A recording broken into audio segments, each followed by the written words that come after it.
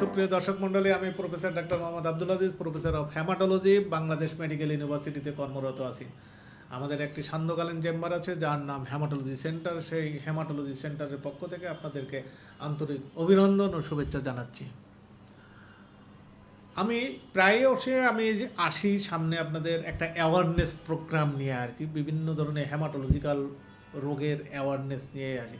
আজকে একটু সরে আসলাম সেখান থেকে যে আমাদের উচ্চ রক্তচাপ নিয়েও মানুষের জীবনহানি এবং অঙ্গহানি অনেক কিছু হয়ে যায়। তো আর এটা কিন্তু খুব প্রতিরোধ করা সম্ভব আর কি, যদি আমি একটু সচেতন হই তাহলে এটাগুলো প্রতিরোধ করা সম্ভব আর কি। সেই জন্যে আমি এটাকে খুব গুরুত্ব দিচ্ছি। বিশেষ করে আমার হেমাটোলজিতে আমি চিকিৎসা করতে এসে যেটুকু আমি বুঝি আর কি, যে আমার যে একটা রোগ আর কি, ধরে নেন কাউকে যদি লিউকেমিয়া যদি বলা হয়, এই যে একটা ব্যাড নিউজ যদি কাউকে যদি ওপেন করা হয়, তাহলে তখন থেকে তার মাথার মধ্যে তার চিন্তা ঢুকতে থাকে আর কি, এবং সেই চিন্তা এমন এক আকারে যে ধারণ করে যে সেখান থেকে দেখা যায় যে অনেক কিছু ঘটতে পারে আর কি।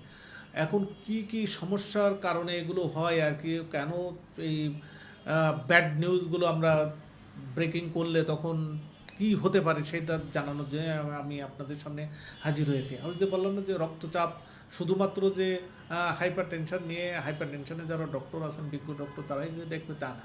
আমার এখানে আরও বেশি যে সমস্যাগুলো হয় আর কি, যে একটা রুগী যেদিন শুনে যে কেমোথেরাপি দেবে সেদিন থেকে তার মাথার চান্দি গরম হতে থাকে, তার মানে কি তার প্রেশার বাড়তে থাকে। তো প্রেশার বাড়লে তো আমাকে তো এটা কমাতে হবে আর কি। তো সেই প্রেশার কমানোর জন্য যে ওষুধ বাদেও অনেক কিছু টিপস আছে, সেই টিপস নিয়ে আমি আপনাদের সাথে কথা বলবো। বিশেষ করে কি হয় তাহলে এই যে উচ্চ রক্তচাপে লক্ষণগুলো কি হয়। এরা মাথা ব্যথা করতে পারে, মাথা ব্যথার সাথে মাথার কান টানলে মাথা আসে বলে না, তো যখন মাথা ব্যথা করবে তখন ঘাড় ব্যথা করবে, ঘাড় ব্যথা করলে তার বুক ধড়ফড় করবে, এইরকম একটু দুর্বলতা ফিল করবে, এই কানের কাছে শোষও করতে পারে, মাথা ঘোরাতে পারে। তো এই সব মিলে আছে, এই লক্ষণগুলো হয় যখন কেউ চিন্তায় পড়ে যায়, তখন তার প্রেশার বাড়লে এই লক্ষণগুলো ফার্স্ট টাইমে তার ধরা পড়ে আর কি। এরপরে তাহলে এই যে আমাদের লক্ষণগুলো আসলো, তাহলে লক্ষণগুলো আর কিসে অ্যাগ্রাভেট করতে পারে আর কি। আমি ওই একটা তো বললাম যে যখন সে চিন্তায় থাকে আর কি, না মানুষ শুনছে যে একটা খারাপ ডিজিজ হয়েছে, সে তখন চিন্তায় পড়ে গেল আর কি, এরকম কারণে হতে পারে।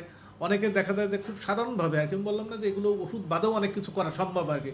কেউ যদি লবণ যদি বেশি খায়, কেউ দেখা যাচ্ছে স্মোকিং করে, কারো দেখা যাচ্ছে যে সে অনিয়ন্ত্রিত লাইফ লিড করে, যখন ঘুমানোর সময় ঘুমাচ্ছে না, সারাদিন একটা কম্পিউটারের সামনে বসে আছে, এইরকম ক্ষেত্রেও দেখা যায় যে এরকম এইগুলো তার প্রেশার বাড়তে পারে। এগুলো হচ্ছে আমি বলছি যে রিস্ক পিরিয়ড আর কি।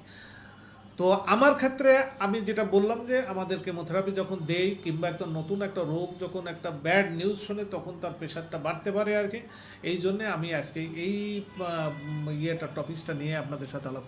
তাহলে এগুলো এখান থেকে পরিত্রাণের উপায় কি? পরিত্রাণের উপায় আর কি, যে কারণে আপনার এই রোগটা বাড়ছে, যে কারণে আপনার প্রেশারটা আপ ডাউন করছে, যে কারণে ব্লাড প্রেশারটা শ্যুট করছে, আপনার এই কারণগুলোতে সরে আসতে হবে।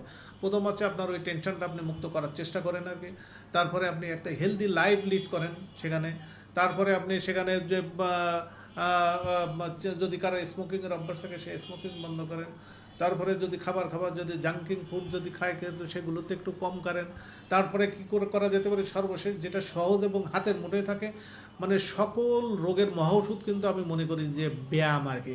শারীরিক কায়িক পরিশ্রম, বিশেষ করে যদি ব্যায়াম করেন, সেটা সিম্পল যদি হাঁটার মধ্যেও যদি হাঁটতে থাকে নাকি প্রতিদিন 45 মিনিট করে, এরকম সপ্তাহে 5 দিন যদি হাঁটেন, তো তাহলে একটা ভালো একটা হেলদি লাইফ লিড করতে পারবেন। এবং আমি আশা করি যে এই হেলদি লাইফ লিড করলে আপনি এই যে আমি টেনশন থেকে যে হাইপার টেনশনগুলো হয় আর কি, সেগুলোতে কিছুটা আপনারা মুক্তি পাবেন।